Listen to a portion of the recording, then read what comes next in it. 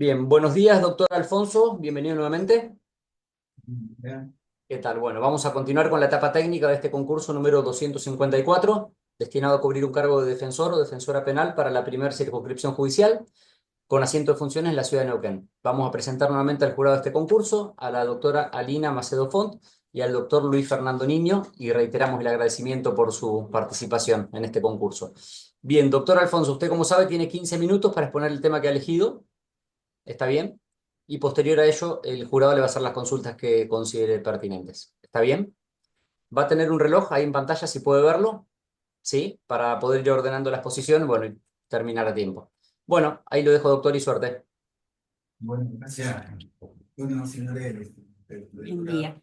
el tema que yo traigo para exponer es hace referencia a la función que cumple el defensor, es decir, concretamente sería el significado de la defensa penal eficaz, eficiente, su visión en la actualidad con las reformas procesales que se están llevando adelante en Latinoamérica y en Argentina, y cómo ese concepto de defensa penal eficiente, eficaz y idónea se requiere por parte de la defensa penal pública y también por parte de la defensa privada.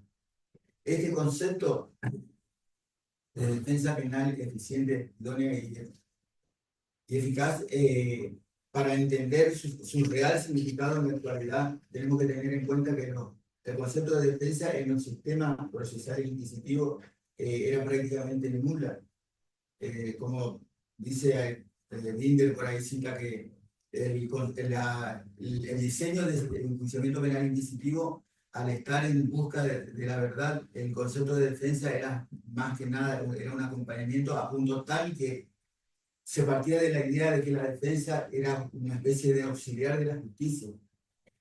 Eso yo voy a encarar muy desde el punto de vista práctico, de lo que yo veo todos los días en el ejercicio de la defensa privada, que en el lugar donde yo litigo todavía mantenemos el sistema mixto inquisitivo, que es similar al del procesal penal nacional, donde uno en la práctica lo que verifica es cómo el acceso a la información que requiere la defensa del primer momento en que cualquier acto estatal influya sobre el imputado,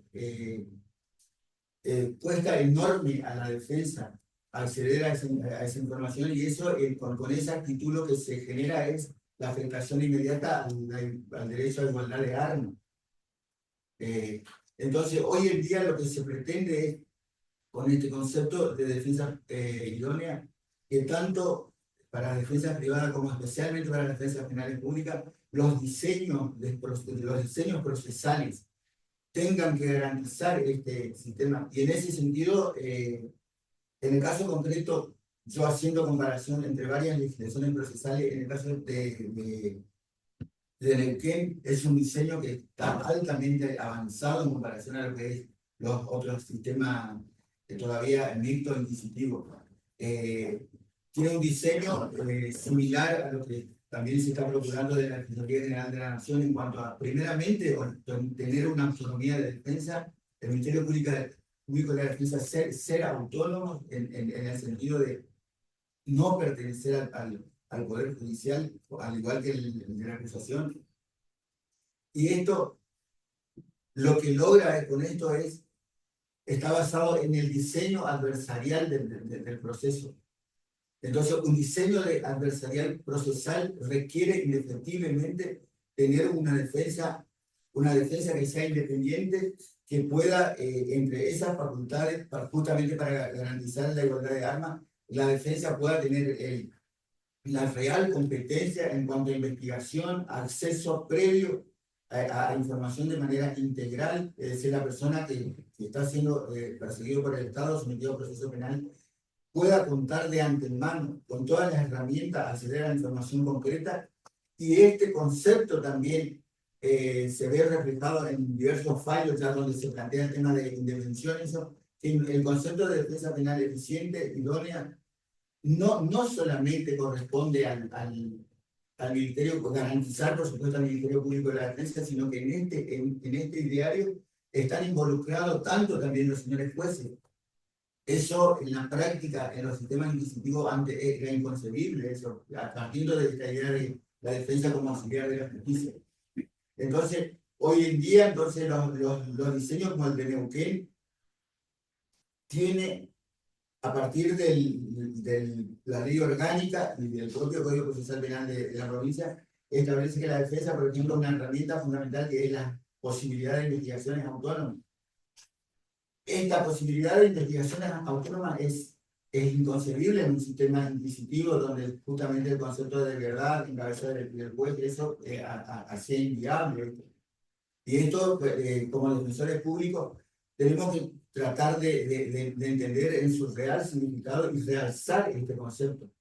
Es decir, que la defensa tiene que estar, para cumplir con el estándar de defensa penal eficiente y idónea, la defensa debe tener las mismas herramientas del Ministerio Público Fiscal, es decir, que la parte acusadora, al tratarse de un proceso adversarial de litigio, es decir, en el proceso lo que litigan en pie de igualdad son la acusación y la defensa, y para que ese objetivo se pueda cumplir, por el análisis que uno hace, en el caso concreto de Neuquén, el diseño está muy bien implementado.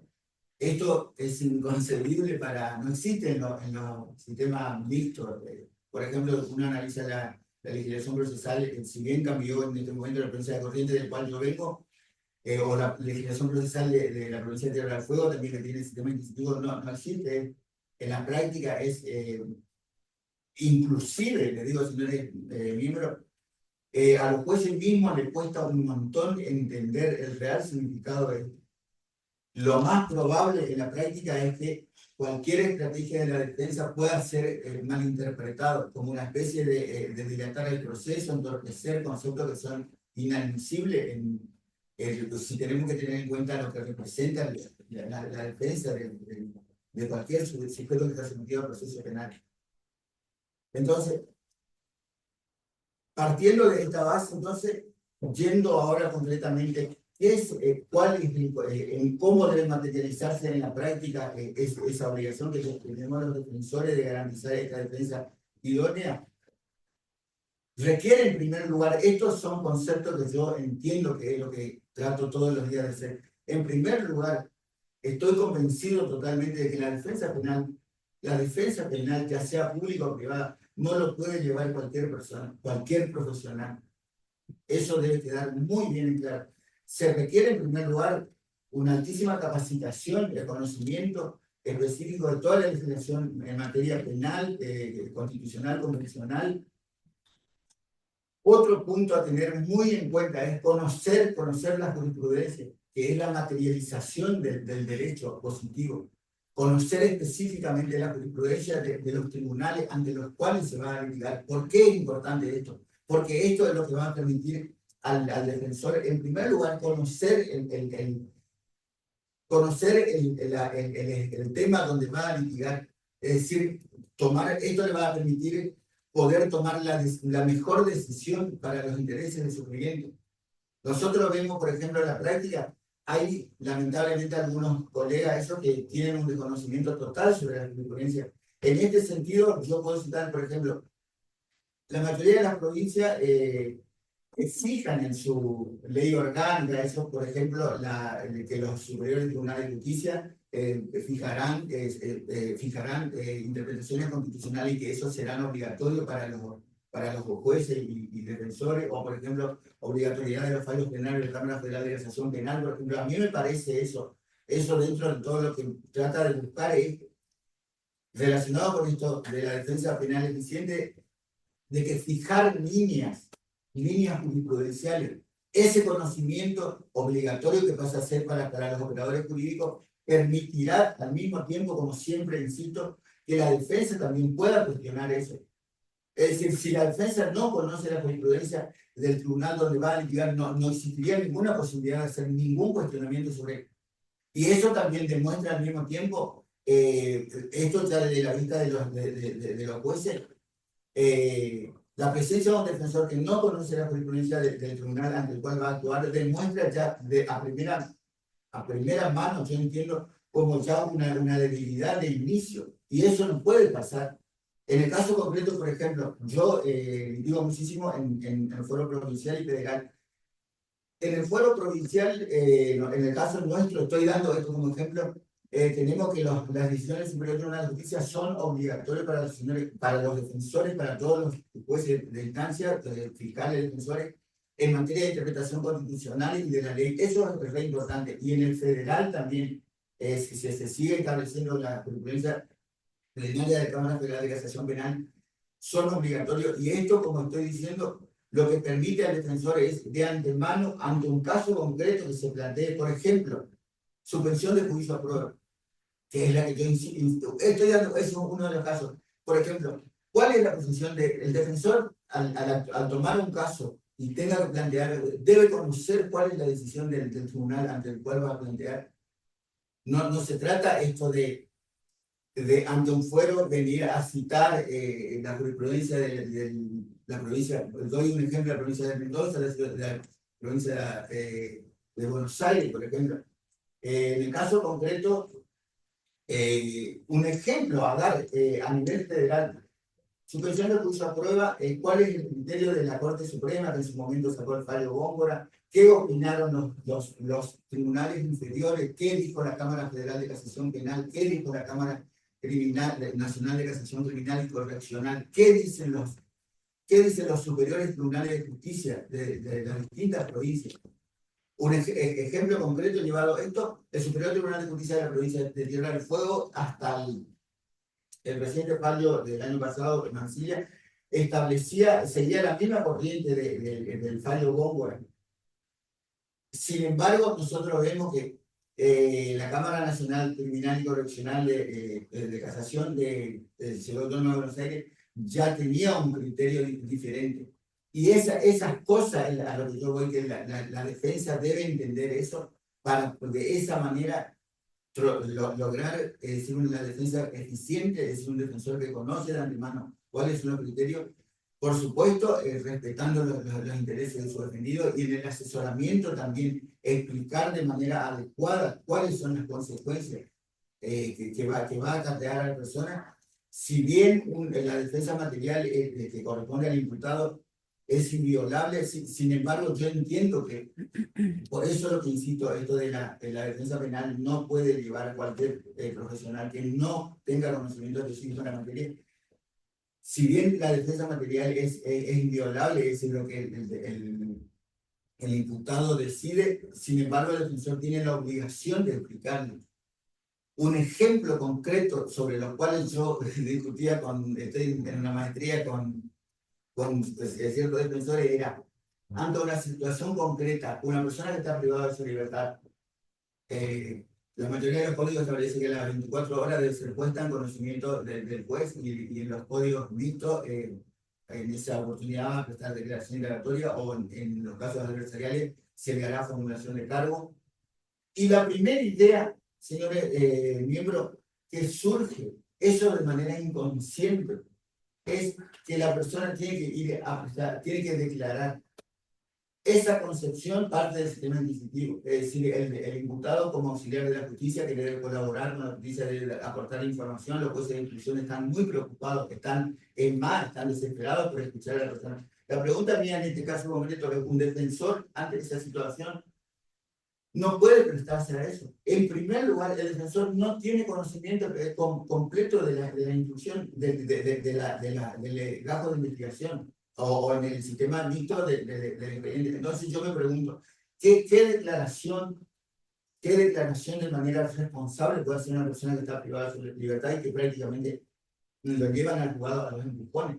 Y uno ve todos los días ve que va la persona, se autoincrimina, y después eso cuesta enorme para tratar de revertir eso. Pero eso ocurre porque los defensores no son conscientes de lo que representa eso. No son conscientes de lo que representa, de que la persona que está acusada en una situación de esa no puede ser expuesto a eso. La mayoría de las veces la persona, por supuesto, por una situación emocional, está privada de su libertad y entiende, por una cuestión de instinto de defensa, de que él, manifestando algo, seguramente obtendrá algún beneficio, y cosa que no es. Entonces el defensor, en ese punto el defensor tiene que tener bien en claro qué decisión es la que debe tomar, cuál es el criterio que el tribunal ante el cual va a litigar mantiene respecto de esos temas, y de esa forma lograr los mejores beneficios para su defendido, que de ninguna manera puede interpretarse, esto debe quedar en claro, que ninguna actitud que implique o que se quiera significar de impunidad. Muy por el contrario, ese es el derecho esencial que tiene la persona. No puede interpretarse porque el imputado no colabore, como es la idea del sistema inquisitivo, de que eso implique una especie de entorpecimiento de la investigación o impedimento de búsqueda para llegar a la verdad. El imputado no tiene ninguna obligación de buscar la verdad lo tiene que proponer el acusador público ante el tribunal ante el cual se encuentra litigando. Eso entonces, ¿cuántos minutos? Estamos, me parece. ¿Ya está? Sí. Bueno, Bien. ahora me pongo a disposición de ustedes para la pregunta que... Muchas gracias. Perfecto. ¿Sí? Bueno, doctor Alfonso, usted dijo que era importante conocer la jurisprudencia y eventualmente cuestionar la jurisprudencia. Y mencionó el caso Góngora. ¿Y qué decisiones conoce usted de la órbita nacional, federal o provincial que hayan contradicho la doctrina del fallo Góngora? Bueno, cuando se produce lo de la causa Góngora de la Corte Suprema, lo que esto generó fue un expansionismo en todos los ámbitos, tanto provincial como federal. Y los primeros fallos muy relevantes sobre el tema lo que surgieron fueron de la Cámara Nacional de Casación Criminal y Correccional. Esa es justamente la que yo en su momento invocaba a nivel provincial. En ese tribunal se empezaron a poner lo que yo entiendo, el real sentido de que el derecho penal tenemos que entender en un Estado constitucional de derecho, es la última ratio, es decir, la sanción penal es la última circunstancia a la que se debe llevar previamente, porque la concepción de la cual se parte de los sistemas adversariales es la resolución del conflicto y en última instancia en la sanción de la aplicación de la ley penal.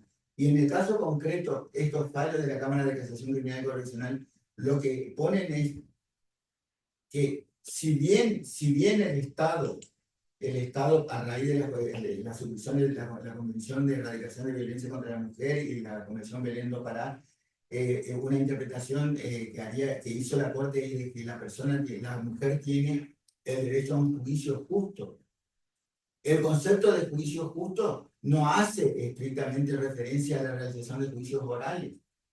Es decir, la Corte en su momento dijo que en el juicio oral era donde la persona iba a tener la materialización de su satisfacción.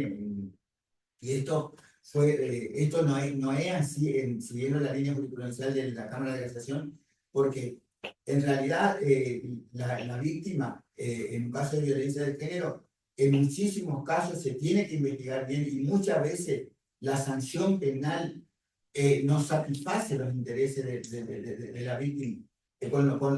En razón de eso, y teniendo en cuenta que la opinión de la víctima debe ser garantizada en su máxima expresión en cualquier sistema respetuoso de derechos humanos, lo que en realidad lo que se debería hacer es investigar bien, escuchar la opinión de la víctima, si la víctima realmente está, y si ha sido asesorado correctamente, si la víctima realmente quiere. Porque, señores, por eso, fíjese que el instituto ya de suspensión de juicio de prueba está previsto para aquellas personas que no tengan antecedentes penales. Entonces, ¿qué nos está diciendo eso? De que esta persona, si es sancionado, posiblemente no tenga que ser privado de su libertad. Entonces, hay que tener, y en esto entra a jugar ya también el tema de los fines de la pena, eso, una persona que va a ser sancionada penalmente y no va a ser privada de su libertad, entonces, ¿cuáles serían los inconvenientes para poder tratar de resolver de manera alternativa y no ir necesariamente al juicio y concretamente escuchar la opinión de la víctima?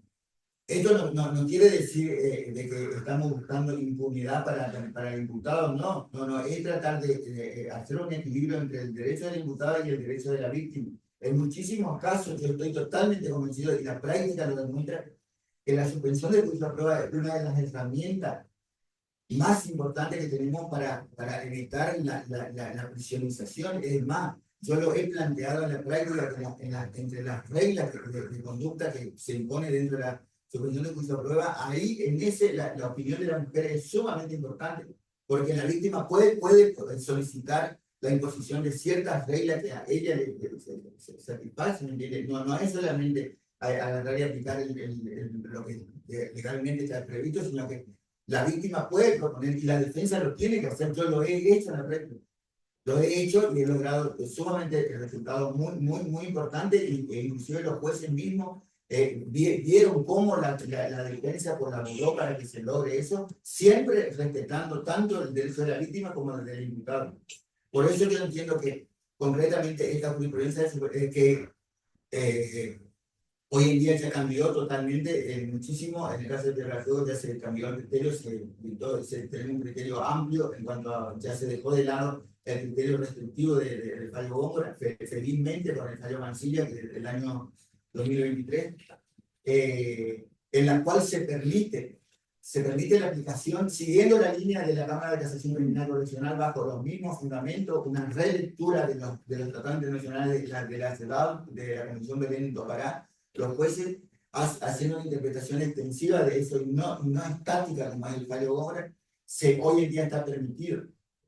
Está permitido en los casos de violencia de género, por supuesto, siempre que no sea un caso de violencia de suma gravedad donde haya estado en riesgo la vida de la víctima, sino siempre en aquellos casos que son más de casos de violencia intrafamiliar, y siempre, por supuesto, respetando a rajatabla la decisión de la víctima, y que la víctima previamente haya sido asesorado correctamente de la implicancia, los efectos jurídicos que tiene el instituto. ¿Qué fallos en concreto conoció de la Cámara Nacional de Casación en lo Criminal y Correccional de Capital Federal? Los casos son de los fallos Vilte, donde el voto de Brusone, Sarabayú, y después, doctor, tengo que ser sincero, yo he leído su opinión sobre el tema también en opinión doctrinaria, donde también usted, yo comparto de lo que usted dice, esta interpretación estricta de la Corte no favorece nada, inclusive se ha publicado también un libro específico sobre el tema, con la colaboración del doctor Gustavo Vitale, que fue defensor de acá, Mario Juliano, una obra colectiva donde está todo este pensamiento de que la interpretación que se hizo en su momento en el fallo Góngora ha sido errónea, y que eso tesis de la contradicción insalvable, por ejemplo, de Mauro Leopardo y Pablo Robati, por ejemplo, que eso yo en su momento lo compartí plenamente cuando leí por primera vez ese artículo, que me parece esto del juicio oral como la única alternativa para la resolución del conflicto, me parece errado. El juicio oral público debe estar previsto, sí, pero para casos que sea relevante, como última instancia, es decir, la resolución del juicio y la aplicación de la ley penal, pero no quitar totalmente la posibilidad de ir a las vías recusivas, porque eso, inclusive, señores miembros, le voy a decir, tener la idea esta de la Corte del juicio como única alternativa en los casos de violencia de género, y que es inclusive hasta contrario a los diseños adversariales. Los diseños adversariales, por ejemplo, el Código de Neuquén, el artículo 17, fija claramente cuál es da una orden a los fiscales y a los jueces. Y a nivel federal, el Código Procesal Penal Federal, el artículo 22 también. La propia ley la propia ley orgánica en materia penal de Neuquén también lo fija eso. Que siempre la prioridad es resolución del conflicto, y en el caso de que no se pueda llegar a esa meta, ahí en ese caso realizar el juicio oral, y en su consecuencia en el caso de que correspondiera la aplicación de la ley penal. Doctor. Bien, doctor, buen día. Siguiendo un poco la línea de su exposición en relación al rol del defensor, usted está concursando para un cargo de defensor en la provincia de Neuquén. le llega un caso a su oficina, sí, un caso penal. ¿De qué manera usted iniciaría esta investigación autónoma de la que habla en protección de los intereses del asistido? Sí, yendo concretamente a la provincia de Neuquén, que es donde estaban muy avanzado el sistema que, en primer lugar, el Código Procesal mismo establece el derecho que tiene la defensa de realizar investigaciones autónomas, y en ese caso establece que va a poder requerir la ayuda del Estado, y en la ley orgánica establece que las organizaciones, las instituciones públicas, privadas, autárquicas, tienen el deber de colaboración con la defensa. Es decir, ante los requerimientos, estos tienen, y el defensor público, ante la negativa o negligencia de las instituciones de proveer información para la conformación de la teoría del caso, el defensor puede pedir al juez que se le apliquen medidas como astringentes a estos organismos que son renuentes en la aportación de información. Bien, pero vamos más concretos, vamos a la oficina suya, ¿sí? Tiene usted el legajo que le llega, en donde le llega la información del caso en el que usted va a intervenir. ¿Cuál va a ser su primera fuente de información para iniciar esta investigación autónoma? Vamos más a la oficina, al trabajo diario, La ¿sí? primera fuente de información tiene que ver el contacto inmediato del defensor con el imputado. Ese es un tema trascendental.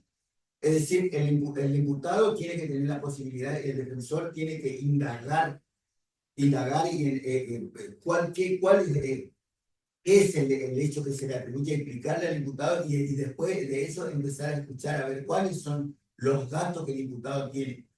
El defensor tiene que hacer toda una investigación, a ver, charlando por supuesto con su defendido, qué información le puede aportar, qué información tiene el imputado sobre eso. Esto está dentro del marco de confidencialidad y el derecho a secreto profesional, es decir, que queda a resguardo de la defensa.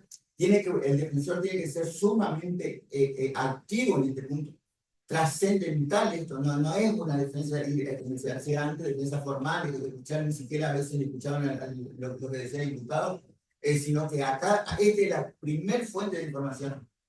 La charla concreta, amplia, con el imputado, viendo a ver qué información puede aportar a la defensa técnica, y en base a eso el defensor empezar a poner toda la estrategia, por ejemplo, la recolección de testigos, si existiere, si corresponde la realización de alguna pericia técnica, si corresponde el pedido, por ejemplo, de recolección de cámaras de seguridad, que se utiliza mucho hoy en día.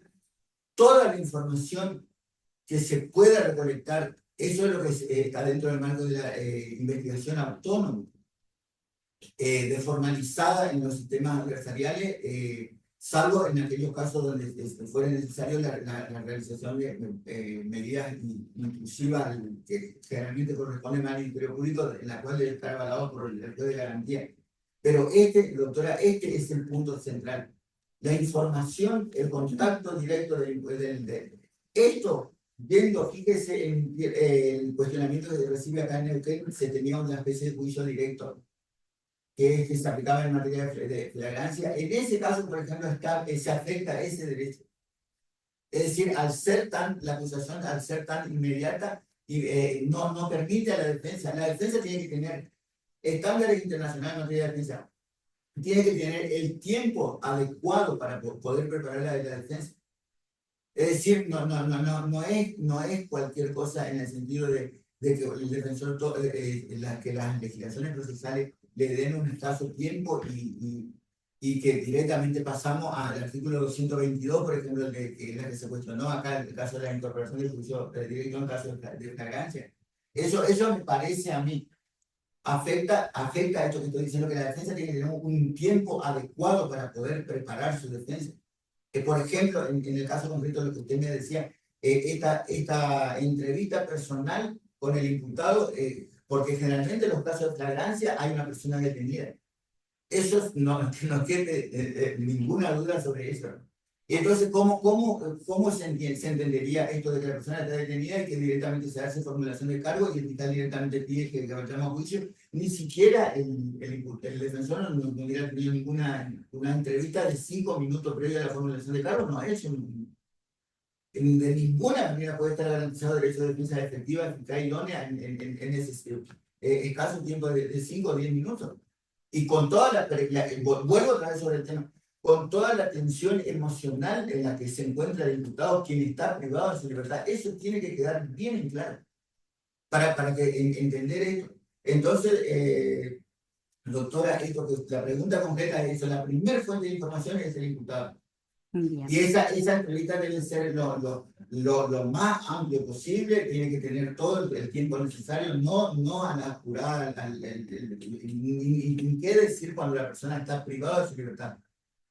En ese caso, con mayor razón se debe garantizar que la entrevista, esa obtención de información, que es lo que va a permitir al defensor obtener la información más precisa, más fidedigna, sea llevado en un ambiente tranquilo. Es decir, esto de hay que ir a prestar declaración del sistema inquisitivo que realmente no resiste hoy en día ninguna posibilidad de su permanencia en nuestra liquidación. Muy bien. Yo hago una preguntita más siguiendo la línea del interrogatorio después.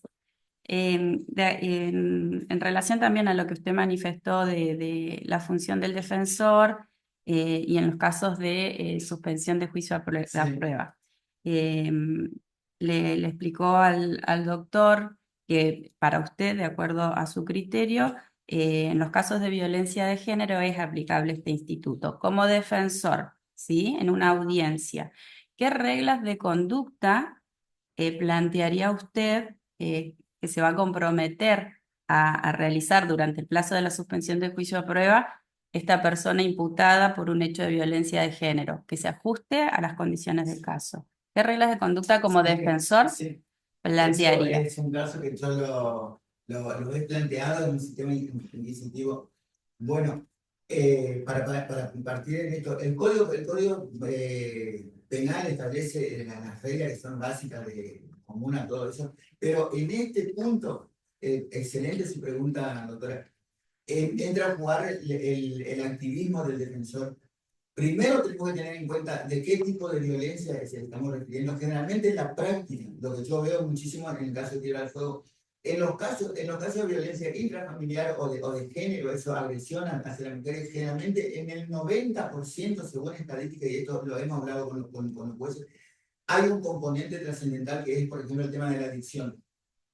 Estupefaciente, alcoholismo, un montón de factores. Entonces, el defensor tiene que analizar esto, cuál es el factor principal que genera esto. Y hoy en día, ahora yo le voy a mencionar un tema importante que se está implementando. Entonces el defensor tiene que proponer reglas de conducta que en el futuro trate de evitar este problema generador. Es decir, si la persona tiene, por ejemplo, en primer lugar, las reglas de conducta, en primer lugar, tienen que ser no afectación, no reiteración de actos de violencia contra la víctima. Eso es lo primero. Primero se tiene que garantizar los derechos de la víctima.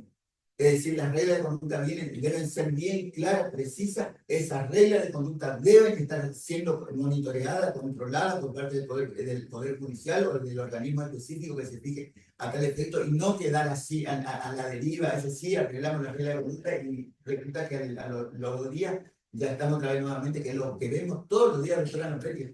Entonces, ¿cuál es lo que yo propuse en un caso concreto? Problema de adicción es punto fundamental de los conflictos intrafamiliares. Entonces, traigo un caso concreto, por eso le agradezco la pregunta, donde tanto la víctima como el imputado tenían problemas de adicción. Y eso es el problema que lleva. Las agresiones, los actos de violencia se generan generalmente los fines de semana. Entonces yo, conociendo esa situación, inclusive le voy a ser sincero en eso, yendo en la casa del imputado, en una familia lamentablemente todo con problemas de alcoholismo. El padre, la hermana, realmente la señora, en Ushuaia nosotros tenemos muchísimo problema de adicción. Y eso es una de las causas. Entonces, ¿qué es lo que yo he propuesto?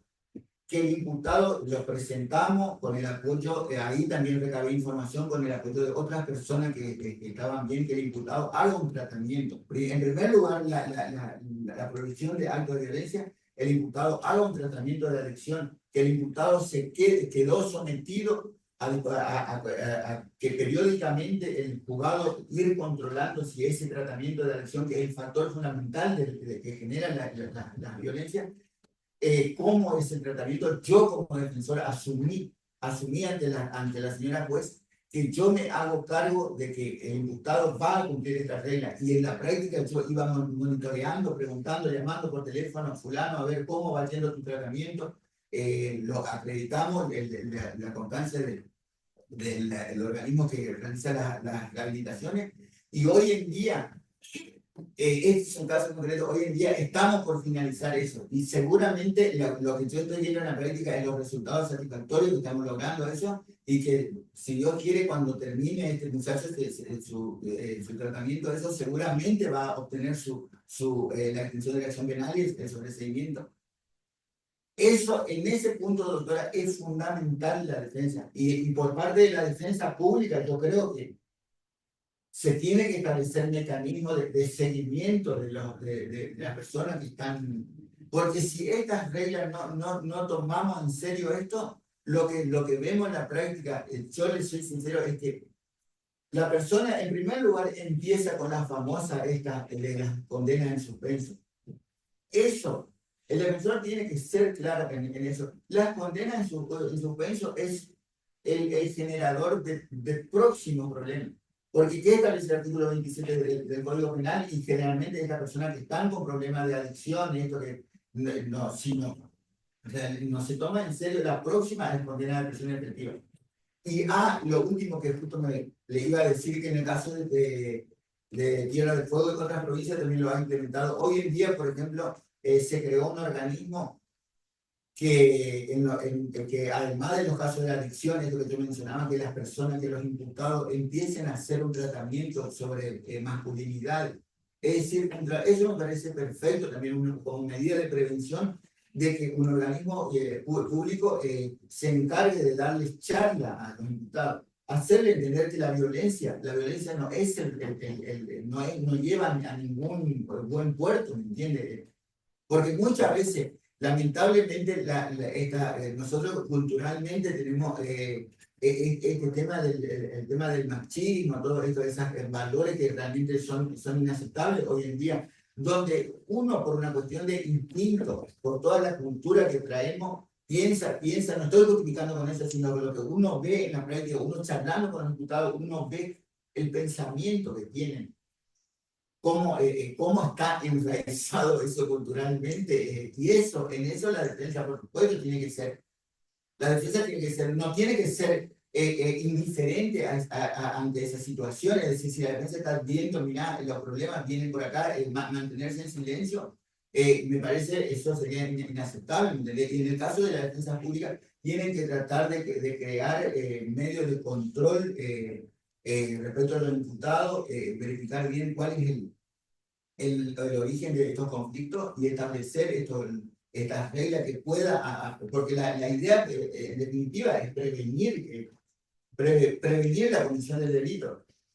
Esa es la idea central, porque si vamos a estar pensando que la doctora Leticia Lorenzo creo que decía una palabra que me parece perfecto, de que más diálogo y menos código penal, entonces comparto 100% de esa idea, y en eso se cumplía esto de el defensor estableciendo reglas en situación de juicio a prueba. Bien, bueno, gracias, doctor. Por mi parte no tengo nada más para.